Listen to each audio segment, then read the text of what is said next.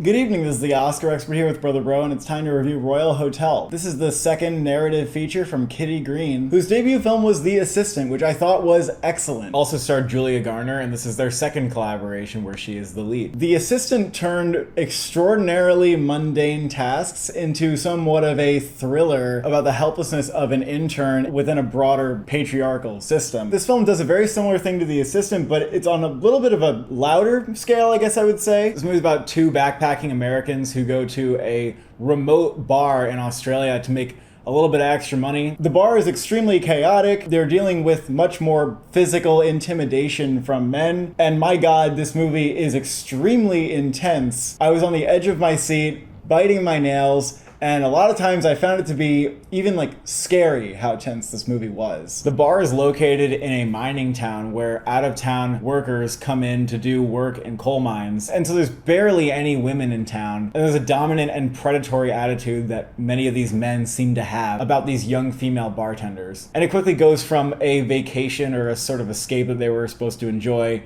to a complete horror show. This film is all about the undertones of violence that may be lurking behind seemingly mundane comments made towards women that are heavily gendered, and the chaos of the bar that they work at is amplified to an almost excruciating degree. I think this film is really effectively made. It may sound very on the nose or like it's gonna beat you in the head with its message, but I just wouldn't accuse it of doing that because the threats towards them started off feeling so mundane and normal and then just slowly crept into a territory of I'm not sure if I'm safe anymore. And there are also comments that we have heard before, and they're not unrealistic things for men to say or comments for people to make. The movie does a great job putting you in the protagonist's perspective, where you yourself are wondering, should that comment throw me off guard? Is this something that I should excuse? Or should I even just excuse it to de-escalate a situation? I thought the main character in this film behaved very rationally, or at least realistically, in how she was trying to navigate these threats, whether they are real or perceived. For me, Kitty Green is 2 for 2. Where she thrives is in her attention to detail. The reason this film felt so tightly wound to me is because I was so locked in and in tune with all the little details that Kitty Green was giving to me, whether they were details in the sound or even the lighting, the drawn out pacing allowing some of these more subtle moments to stick out. All of the elements from the cinematography to the sound contributed to the claustrophobia and terror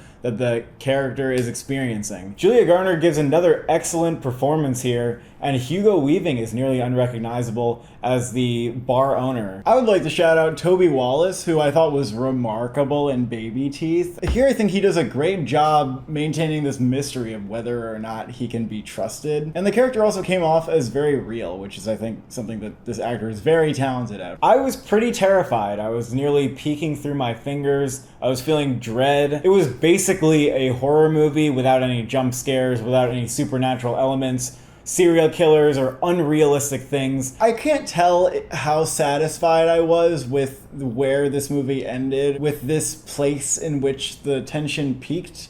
I don't know if I have a suggestion for the movie necessarily, but I would say maybe it didn't feel the most satisfying. I do like the end beat of the movie. I also think it's interesting just in general that Kitty Green doesn't seem like she wants to flesh out her characters' backstories and open up about their past and have these reasons for doing the things that they do. I think it's interesting that her characters are just responding to their environment in a very visceral and immediate way. Continuing to love the work of this director, I would give this movie an 8 out of 10. I'm somewhere between a 7 and an 8. Thank you for watching. Thank you for subscribing. What's the scariest vacation you can imagine taking?